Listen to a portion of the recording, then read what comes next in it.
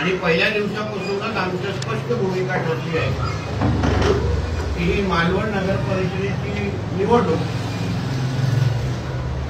ही आम्ही विकासाच्याच मुद्द्यावर आम्ही लढवतो आहे।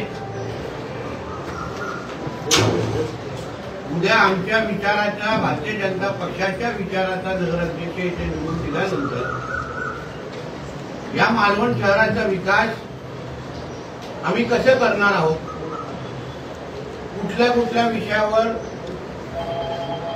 आम्ही लक्ष केंद्रित करणार आहोत, 18 प्रकारच्या नागरी सुविधा जे सामान्य मालवणकरांचा अधिकार आहे तो आमच्या प्रशासनाच्या माध्यमातून आम्ही कसं उपलब्ध करून देणार आहोत, हाच विकासाचा अजेंडा घेऊन आम्ही मतदारांना भेटत आहोत, मतदारांना संवाद साधत आहोत आणि अतिशय उत्तम प्रतिसाद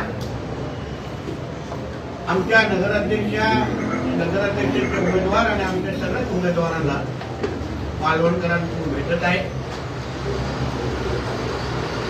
या संपूर्ण प्रक्रियेमध्ये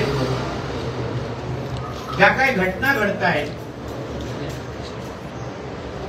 राजकीय दृष्टिकोनातून, त्याच्यामुळे माझ्या मनात काही प्रश्न उपस्थित झालेले आहेत आणि म्हणून मी ही पत्रकार परिषद बोलवलेली आहे। माजी आमदार वैभव नाईकजींना मला या निमित्ताने मुद्दामून काही प्रश्न विचारायचे आहेत किंवा मालवण शहरामध्ये जे पारंपरिक ठाकरे सेनेचे मतदार आहेत, जे वर्षानुवर्ष पारंपरिक पद्धतीने ठाकरेंना मतदान करतात, ज्यांना तुम्ही भारतीय जनता पक्ष किंवा राणे विरोधी मतदार याचाही असा तुम्ही त्यांचं विश्लेषण करू शकता, तर त्या मतदारांना माजी आमदार वैभव नाईक का फसवतायत हा प्रश्न ह्या निमित्ताने जरा मला त्यांना विचारायचा आहे।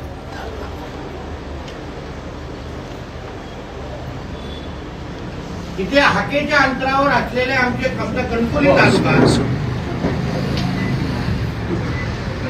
तिथे शहर विकास आघाडीच्या नावाने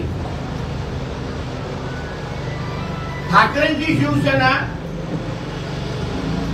आणि एकनाथ शिंदे साहेबांची शिवसेनेचा ती युती आहे, ज्याला आपण शिंदे सेना म्हणतो, पण मालवणमध्ये एक दुसऱ्याच्या विरोधात लढताय, एक दुसऱ्याच्या विरोधात मतदान मागताय। मग ह्या पद्धतीची मॅच फिक्सिंग कशाला, याचं उत्तर माजी आमदार वैभव नाईकांनी दिलं पाहिजे। ते गप्प कशाला आहे? तुम्हाला अगर कणकवलीमध्ये तुमच्या ठाकरेंच्या जिल्हा प्रमुखाला निवडून आणण्यासाठी शहर विकास आघाडी स्थापन करायला लागते आणि त्याच्यात तुम्हाला सर्व पक्ष तुम्ही भारतीय जनता पक्षाच्या विरोधात एकत्र करता,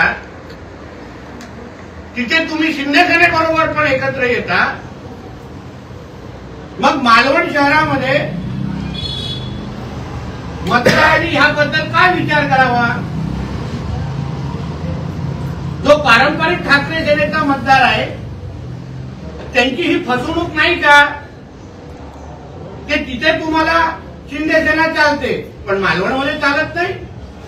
मालवण आणि कणकवलीमध्ये अंतर केवढं आहे? तिथे तुम्ही खांद्याला खांदा लावून प्रचार करताय रोज, पण ह्या मालवणमध्ये येऊन तुम्हाला वेगवेगळी मतं मागायला लागतात। याचं उत्तर मौली बाबा झालेले माजी आमदार वैभव नाईकांनी दिलं पाहिजे।